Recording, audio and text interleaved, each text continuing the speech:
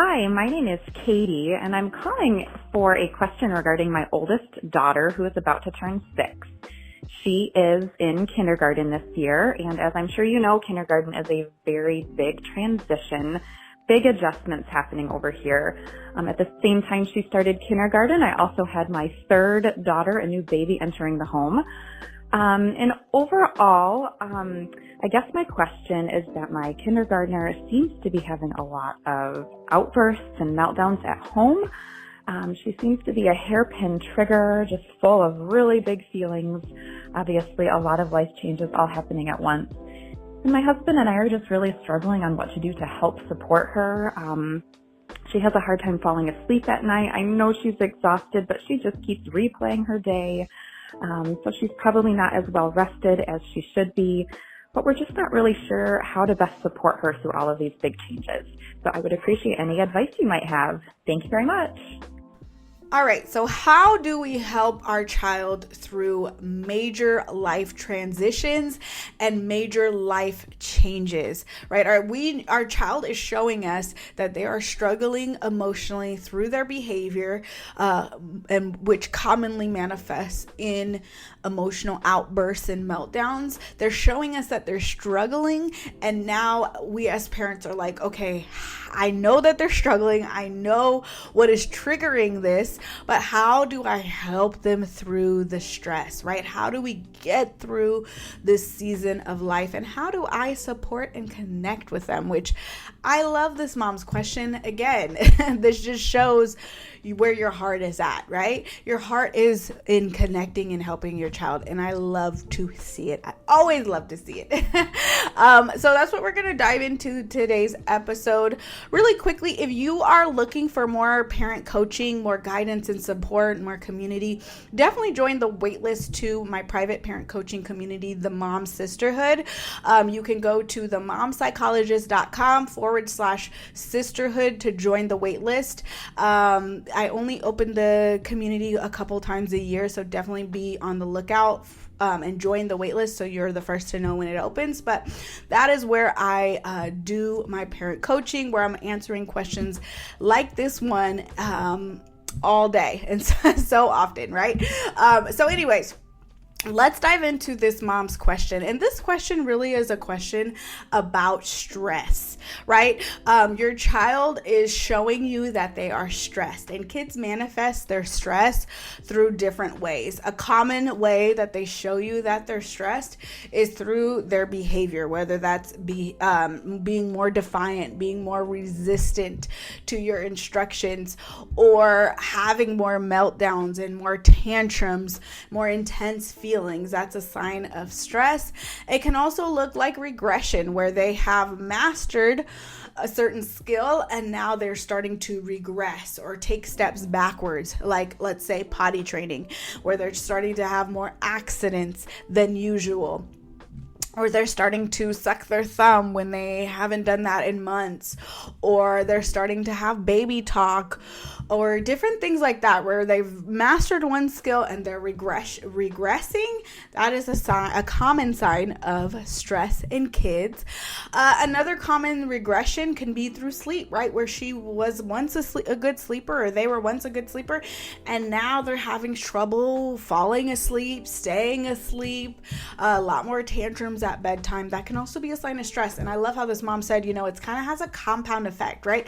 Where your child starts struggling with sleep, and then their behavior is also struggling, right? Because they're tired, they're exhausted, they don't have that cognitive and emotional capacity because they don't have the sleep that they need, right? And so it just kind of has this compound or cycling effect, if you will. And so again, this really is a question about stress. Of course, I don't know this parents situation specifically, but if I had to guess, it sounds to me like stress, and this mom has identified some triggers, right? Starting a new school is very stressful for little ones. I like to equate it to us starting a new job, right? It's It's exciting. There's new people and all of that, and it's fun, but it's also very stressful, and it takes a period of transition to get acquainted to their new settings and their new teacher and new peers. Also, she is welcoming a new sibling, which is also another huge stressor. So step one is, and this is what there's so many things that I can talk about when it comes to the area of helping our child through stress, but I'm going to speak more to this mom specific question because her daughter is 6. So around this time, little ones have pretty good verbal communication and pretty good memory and self-reflective skills that they can kind of remember some of the things that have happened earlier in the day, reflect on it, and talk with you about it. So really, and this really starts around 4, 5, 6, where children can have more of these communication skills. Of course, every child is a little bit different, and unique in how they develop skills. But I'm willing to guess that this child is at a space and capacity where she can talk with her mom about these things. And so that's going to really be my number one recommendation, is to find a time when both you and her are calm and connected. So start with playing with her one-on-one. I would, get down on her level, follow her lead, and just play and kind of, warm up a little bit, connect, engage, fill her love cup, if you will. And then when you guys are both calm and connected, find a good time during the day to have a conversation with her about what you've noticed. And so step one would be just simply noticing without judgment with her. So pointing out, I've noticed that you've been having a lot of intense, strong, big feelings, right? Like sadness and anger and fear, right? And you can mention some recent examples of, I remember when this happened and it looked like you felt like this. Do you remember that too? What was going on for you, right? So basically the first step is just to open the conversation, to notice out loud with her these emotional storms, if you will, with her, and without judgment. This is the most important part, right? We're not saying, oh my gosh, just the other day, just the other moment, you just flew off the handle and you went 0 to 100, right? Like, what was going on, right? Okay, that's coming from a place of judgment, right? Where she's gonna clamp up, she's gonna get defensive, and she's not gonna want to talk to you. It doesn't feel safe. So really, this is about noticing out loud without judgment. Wow, I noticed that earlier today this happened, and this is how it looked like it made you feel. Do I have that right? What was going on for you during that time? Do you feel like talking about it, right? So, you're just kind of warming her up and starting this conversation. You want to be having these conversations ongoing. So if you haven't had these types of conversations with her, it might take a lot of just planting some seeds in the beginning of just noticing out loud and talking through that before we can actually do some of the other following steps. So just keep that in mind too, that we don't always need to accomplish everything and go through all of these steps that I'm going to take in one conversation. That would be a lot. Think of these conversations as ongoing, okay? Ongoing conversations that you'll have once a day, a couple times a week. And you want to really read their cues and create space for them to talk, okay? So it's less about our agenda and more about creating an open space where she can talk and process through what is going on for her, okay? Because we know in our adult brain, okay, she's stressed. So I want to open it up, right? I want you to know I see you. I want you to know at the end of the day that I know what's going on for you, right? And that I want to understand more, and that I want to support you, and I want to guide you through this. I don't want you to feel alone in your feelings. And so we're going to do this when you're calm, and you do this work in the moment, which I talked about in the last episode, but there's so much good work that can happen outside. I also want to caveat this by saying that there's so many ways to process emotions, and that sometimes for some kids, it's too much to do this through words and through conversation, right? That there's other ways that work better for them in processing emotions. I'm thinking of art. Art is a wonderful way to process and help kids express their emotions. And so think about that as well, that there's other things too that you can help her, and other coping skills and strategies that you can try to help. Basically what you're doing is helping her see what's going on for her, process through it, label those emotions, make sense of it, express them, and then find, kind of work through this season of her life, if you will. Okay, so step 1 is noticing out loud. And just you mentioning this, right? Just you noticing can be extremely helpful, right? That's all that might happen in the conversation. And you're like, what? I don't really feel like I did anything. I don't really know if this was helpful or not. I want you to know, just noticing without judgment, that you see your child and communicating very blatantly that you're here to support them and that you're not judging them for the feelings that they're having is extremely powerful and healing for kids. Just to be seen for where they're at in life, right? Just like us, right? We all want to be seen, right? We all want to be heard. And so if somebody can come to us and say, wow, I know that you're having a hard time. I can see it. And I'm here when you're ready and when you're willing, can be so helpful. And we might just say, okay, thanks. But in the back of our minds, we're like, oh my gosh, like that was so thoughtful, right? That was so nice. I'm not quite there yet, but I really appreciate them just showing up for me. That's the same for your child. Okay. So after you've noticed out loud, the second step would be, again, and these are like the 1 and 2s, right? These kind of go hand in hand, is to invite them to open up, right? We want to create some space to open up. So this is not about us kind of just spearheading this conversation and talking and talking and talking and talking and kind of talking at them. And trying to fill up the space. This is about noticing without judgment and then opening up the floor, right? Do you notice that too? Can you tell me more? And again, sometimes your child will clam up. Sometimes they won't be ready. Sometimes they won't have the words to describe how they're feeling, and that's okay. You're not on the wrong track. But you can open up this conversation, and I want you to be open to listening more than you're talking, right? So don't try to fill up this space with all these with all these things. I want you to start that conversation and then create some open space, And so for this particular situation, asking about school. I know you just started school not too long ago, or even if it was months ago. How's it going, right? How are you feeling about it? I know that this is a huge change. I remember and I don't know if you remember or not, but I remember starting kindergarten. I will never forget my first day. One, because I was on the detention bench. I was that kid. But I'll never forget starting this new school where we had to read, and we had all these different rules that we didn't have at preschool. So kind of identifying with that part of yourself, if you can kind of remember some of that, and telling your child that, right? Like, I remember starting kindergarten and it felt stressful.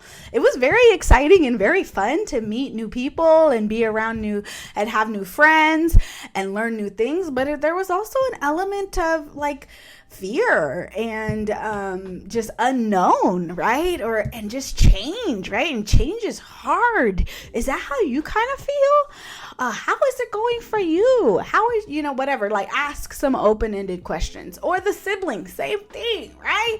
I'm the youngest, so I can't really relate, but I guess I can relate to my my sister not welcoming me with open arms, at least so I hear. But just know that's common, right? That it's hard to adjust to new siblings, right? And it's hard to feel like, oh my gosh, here's another sibling that I've got to fight for attention, right? And you might feel like, oh, that's so silly. I give you attention. I give you that one-on-one play. But to a child, it's scary. There's a lot of unknown, and change is hard. So coming from that place of, oh, I know, sister can be so annoying sometimes, right? The crying can feel overwhelming. Just having somebody new in our home is overwhelming sometimes. Like, is that how you feel? Mama's a little overwhelmed too, right? So, just kind of creating some lightness around it, creating some just, I see you, right? I want to know what this is like for you. I'll open it up and kind of share what I think it might be like for you, but really I want to know from your perspective what it is like, the good, the bad, the ugly, right? I just want to know. I want to understand. That right there is therapeutic. Okay. That right there is connection. That right there is the work of just listening, right? I don't need to fix it. We can just kind of connect together and just like, wow, this is a hard time in our life, right? And then step 3, and again, these are not things that you need to do all in one conversation. This might take a series of conversations, but it is about problem solving, right? That's what you kind of want to end with is, what can you do to help yourself get to sleep? So I'm thinking of this specific mom's question about like her sleep is off and she's struggling with falling asleep. Noticing that, I notice it's hard to get to sleep lately, right? What can we do about that? What will help you fall asleep? What will help you relax your mind? And letting her know, like, when I feel anxious about things, when I feel nervous, I have a hard time falling asleep too. And what helps me is listening to some calming music. Maybe you can add some calming music to her room, or add some storybooks, audio storybooks, or add a oil diffuser or a different nightlight or a different snuggle toy, right? That she can pick out and like, okay, this is going to help you through this season. This is a hard season, right? But basically what you're opening it up for her, since she's at an age where she can do a lot of this work, is inviting her to think through and problem solve what will help her through these difficult moments. And some of this will take trial and error, right? She might not know exactly what's going to help her. And so you try different things. One coping skill that my daughter does, she's 5 for context, is she will draw and color in her room. And I will invite her to draw me a picture or whatever that she can share with me in the morning when she's having a hard time falling asleep. And that really resonates with her. She loves doing that. So, every child is different. So you'll just a lot of this process is trial and error. Is you're not going to, very rarely will you find one thing once and then that works every time. Sorry for the beeping. I need to change my battery. But anyways, so you want to just work through that problem solving. And the biggest recommendation I have when your child is stressed and going through a hard transition is to make more time for one-on-one play. And this is where you get down on the floor with them and you allow them to take the lead during play, and you just follow their lead and play whatever they want to play, and you connect with them through play. I'm a huge advocate and fan of play, and I'll have more episodes coming up soon about play, and we will be doing a play challenge, okay, which I'll share more details coming up soon. But play is a wonderful way to help your child through stress, to help them connect with you, help them process what they're feeling, help them put words to what they're feeling. A lot of the times the toys that they're used, I want you to think of those as their words. So this is helping them, even though it doesn't look like it in our adult brain. This is how children communicate and how they work through their big feelings and problem solve.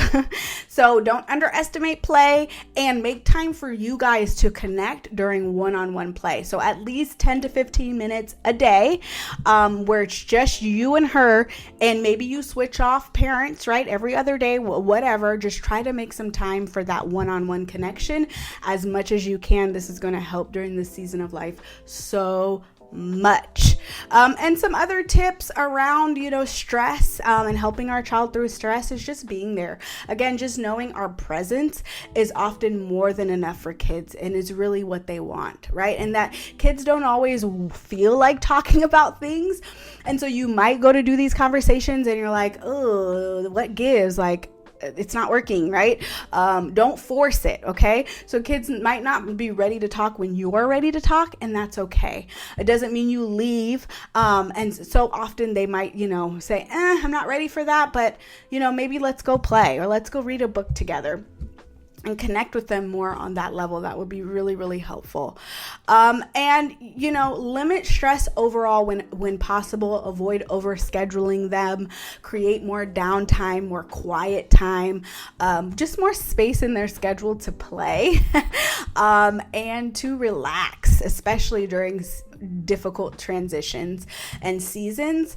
And then involve her as much as you can in the process of making decisions. A lot of the times when children are under stress, their life feels so out of control. So finding ways that she can take some control as much as possible throughout the day can really help add some predictability and add some agency, which helps her manage her stress.